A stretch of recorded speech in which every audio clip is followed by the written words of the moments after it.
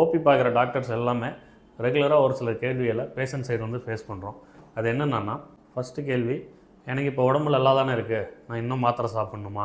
இவ்வளோ மாத்திரை கொடுக்குறீங்களே, கிட்னியெல்லாம் பாதிச்சிடாதா? லைஃப் ஃபுல்லாக நான் மாத்திரை எடுத்துகிட்டு தான் இருக்கணுமா?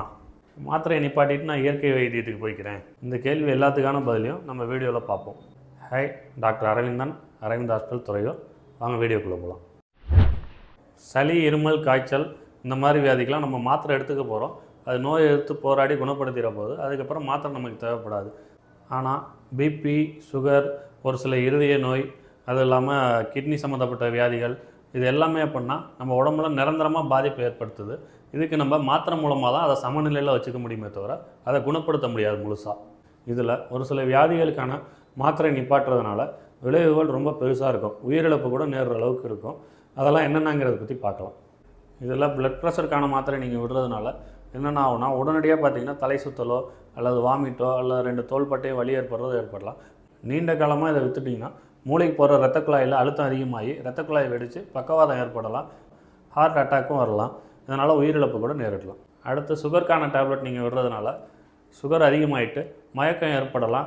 இது நீண்ட காலமாக நீங்கள் விட்டுட்டிங்கன்னா எல்லா உறுப்பையும் பாதிக்கும். முக்கியமாக பார்த்தீங்கன்னா கண் பார்வை செயல் வந்துடும், கிட்னி பாதிப்பு ஏற்படும், கால் பாதங்கள்லாம் புண்ணை வர வச்சு புண்ணை ஆற விடாமல் அது புறையேறி காலை எடுக்கிற அளவுக்கு போயிடும். அதே மாதிரி பார்த்திங்கன்னா தைராய்டுக்கான மாத்திரை இதை விடுறதுனால ஒரு சிலருக்கு சோர்வு ஏற்படும், மன அழுத்தம் அதிகமாகவும், உடல் எடை அதிகமாகவும் இல்லை குறையலாம். பெண்களுக்கு மாதவிடாய் சம்மந்தப்பட்ட இல்லை ஹார்மோன் சம்மந்தப்பட்ட எல்லா பிரச்சனைகளும் வரும்.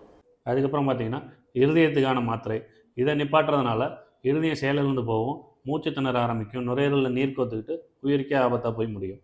இப்போ ஸ்டார்டிங்கில் சொன்ன அந்த கேள்விகளை பற்றி பார்ப்போம். எனக்கு நல்லா தானே இருக்குது, நான் ஏன் மாத்திரை கன்டினியூ பண்ணணும்? உங்களுக்கு உடம்பு இப்போ நல்லா இருக்கிறதுக்கான காரணம் நீங்கள் போட்டுட்ருக்க மாத்திரையை உங்கள் உடலை சீராக வச்சுக்குது.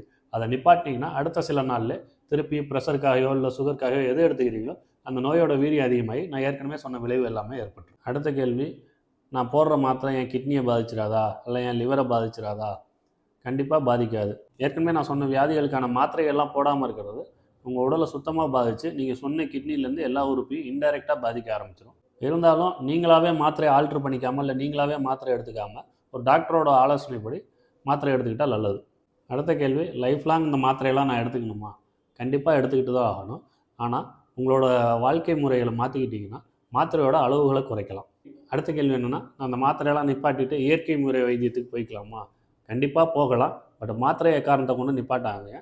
உங்கள் டாக்டரோட ஆலோசனைப்படி மாத்திரை எடுக்கணும் எடுக்கக்கூடாதுங்கிறத தெரிஞ்சுக்கிட்டு அதை ஃபாலோ பண்ணால் நல்லாயிருக்கும். இந்த வீடியோ உங்களுக்கு யூஸ்ஃபுல்லாக இருக்கும்னு நினைக்கிறேன். உங்களுக்கு இந்த வீடியோ பற்றியோ அல்லது வேறு ஏதாவது வியாதிகளை பற்றியோ சந்தேகம் இருந்தால் DM